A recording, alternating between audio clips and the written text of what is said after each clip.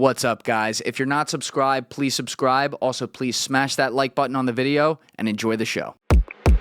It's very strange because the opposition leader, what the hell was her name? I don't want to fuck that up. Marina Corina Machado was elected by, I think, like 13 different constituency parties that came together to form one opposition to get Maduro out of there, the socialist leader who a lot of people think is communist and he's a dictator.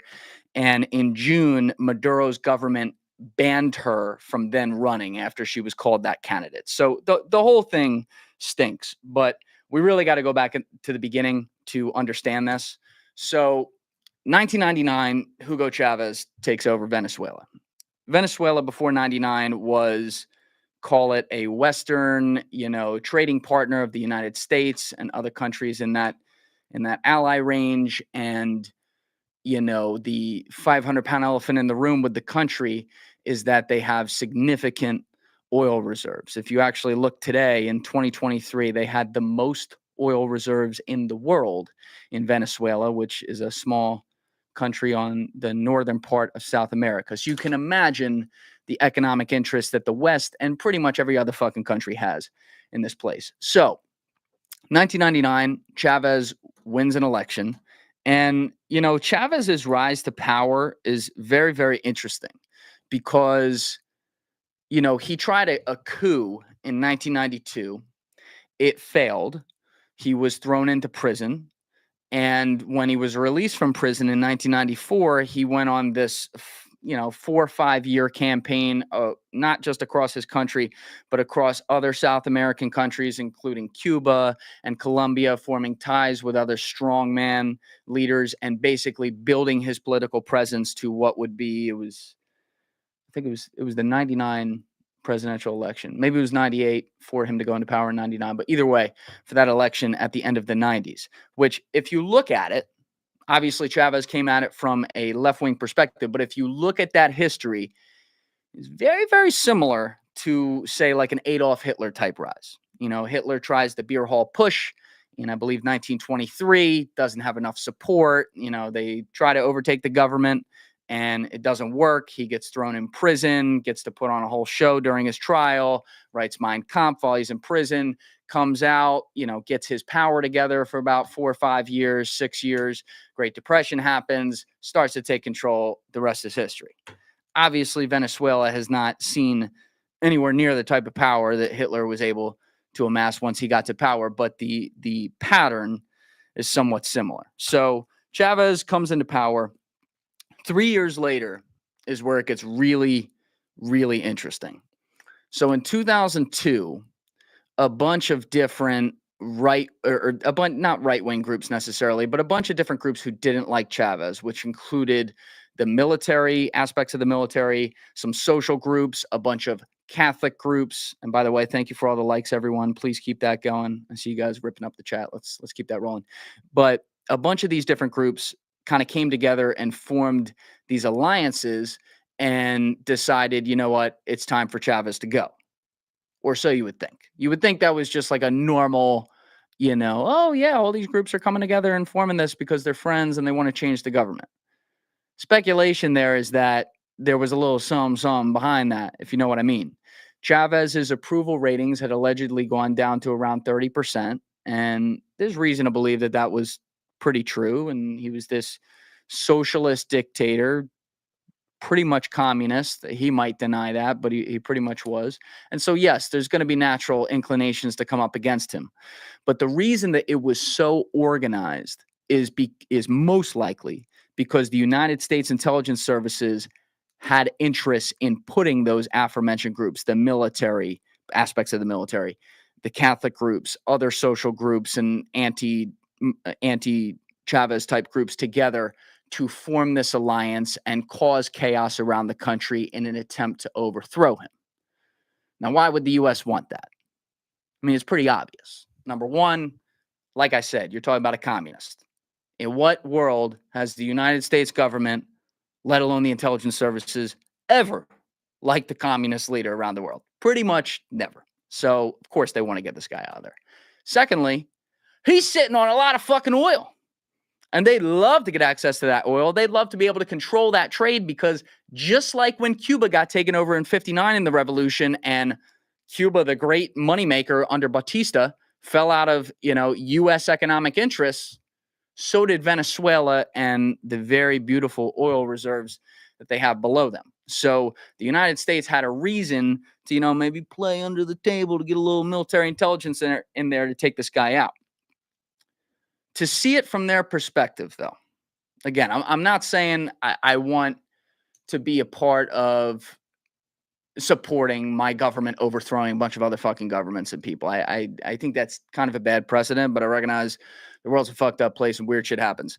To look at it from their perspective, though, they're not wrong at all about who Chavez was. So in 1999, when he came in, I'm going to read these straight off the notes. You can get this on Wikipedia right here. But in 1999, April 1999, shortly after he came in, the guy formed a new constitution. Essentially, he called a national referendum where the question being whether to create an elected assembly to draw up the new constitution of Venezuela was discussed. The result of the referendum was 71.8% in favor. Consequently, in July 1999, elections were held to choose delegates to the assembly. In these elections, Chavez's slate of candidates received 52% of the vote, but won 95% of the seats, 125 of the 131 seats due to the voting procedures decided by the government beforehand, meaning he rigged the vote. 54% of the eligible electorate also did not vote, which points to voter suppression, intimidation, the whole bit. It's exactly what it looks like. Furthermore, that wasn't enough. We look at a lot of dictators around the world, and we know one thing they do is they get control of the judiciary so that they become the judiciary. That's exactly what he did. In mid-August 1999, the Constitutional Assembly moved to restructure the nation's judiciary, giving itself the power to fire judges, seeking to expedite the investigations of corruption outstanding against what the New York Times estimated was nearly all of the nation's 4,700 judges, clerks, and bailiffs, even the bailiffs. On 23rd August, the Supreme Court voted 8-6 that the Assembly was not acting unconstitutionally in assuming those powers. However, the next day, Cecilia Sosa Gomez resigned in protest. Over 190 judges were eventually suspended on charges of corruption. Eventually, the Supreme Court was also dissolved, and new judges were appointed by who were supporters of Chavez. So the guy's filling up the entire judiciary with his people, the whole government with his people, and is taking complete and total control. Now, 2002 fails. He was also taken out of power for like 47 hours. It was like, there's documentaries on it, but it was this whole thing. He comes back into power, gets enough support from the military, tamps it down, and takes full control that he would maintain until 2013 when he died of cancer and some other things. In the middle of all that, if you look at Venezuela's GDP, they had this big bump in GDP, and I want to say it was 2006. I hope I'm right about that. 2005, something like that. Boom, boom, boom. Where was this? Bear with me. I had this chart, but I might have lost it because my computer crashed right when we were coming on. And I might have lost it. Either way, the GDP went way up in like 05, 06, and then steadily declined. I don't know enough details about this. Maybe people in the comments can help us out, but it kind of looks like a China, misreporting GDP to pump up the government type deal, because it was a one-hit wonder and then crashed all the way into what would end up being the 2015 sanctions, which I'll come to in a minute.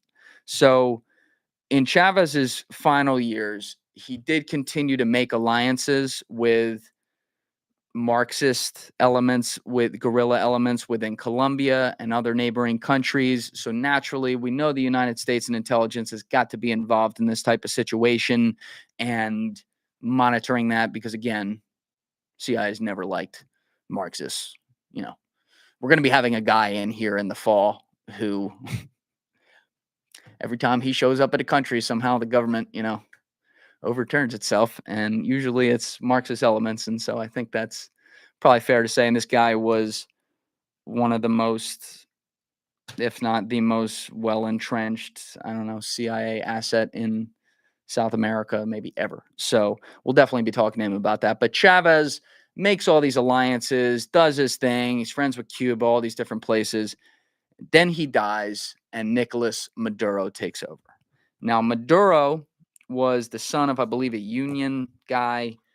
He grew up, his mother was born like right on the edge of Colombia, and he grew up in Venezuela and had leftward leanings. It's kind of funny. The guy's going to end up becoming a total autocrat and dictator and torturer in chief when he gets to power. But I read up that my dude loved John Lennon and Led Zeppelin, so I can't hate him on that. That's some good shit right there. But anyway, so he takes power when Chavez croaks, and this is where Venezuela starts to really step up the overt nature of their relationships around the world. Obviously, there had been these relationships I just laid out with other dictators that Hugo Chavez had formed, including with like Muammar Gaddafi, who died before Chavez in Libya, but a bunch of those different guys.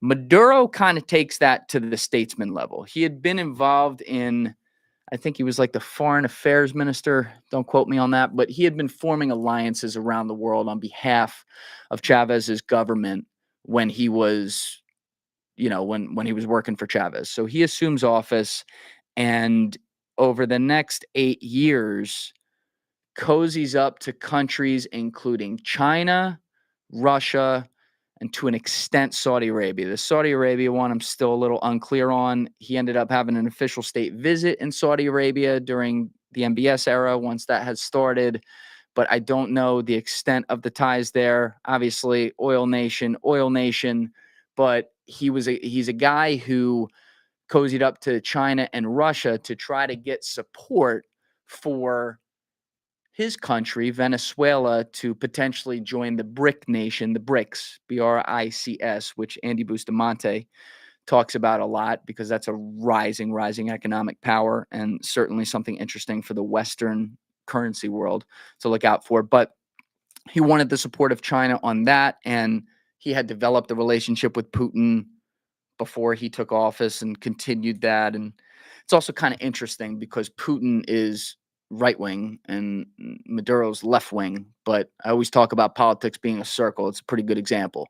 Dictators love dictators in a lot of cases, not always, but they seem to get along just fine. So these are the kinds of things that the United States obviously is not going to like to see. They don't want to see a guy who is forming alliances with the countries that they view as their enemies or, long-term adversaries, however you want to say it. And what they really don't want to see is a leader who maybe even takes things a step farther than Chavez even did from a human rights perspective. And to that, I will go to Wikipedia right here for the part about some of Maduro's human rights record. Maduro heads an authoritarian government and has been described as an autocrat and dictator. Yeah, no shit. Between 2013 and 2023, Venezuela dropped 42 places in the Press Freedom Index, according to estimations by the United Nations and Human Rights Watch. Under Maduro's administration, more than 20,000 people have been subject to extrajudicial killings, and 7 million Venezuelans have been forced to flee the country. The UN fact-finding mission on Venezuela concluded that the country's justice system independence has been deeply eroded. The mission also identified frequent due process violations, including political external interference and the admission of evidence through torture. Most Venezuelan television channels are controlled by the state, and information unfavorable to the government is not covered completely. In 2018, a board of independent experts designated by the Organization of American States alleges that crimes against humanity have been committed in Venezuela during Maduro's presidency. In 2021, the Office of the Prosecutor of the ICC announced they were opening an investigation regarding the situation in the country. So the guy absolutely tortures his own citizens, absolutely leads with complete power. I understand that sometimes people think that organizations like this can be influenced by, say, other intelligence interests who want to see someone like this taken out. I'm not saying that doesn't happen. I'm not saying that didn't happen. To some extent, it definitely did. perhaps some things are exaggerated, but the guy has been, it's without question, has been a dictatorial maniac who rules with an iron fist over a country that has around a 90% rate of the population living below the poverty line. Thank you for watching the video, guys. If you haven't already subscribed, please smash that subscribe button and check out this clip's full podcast episode by clicking here or in the description below.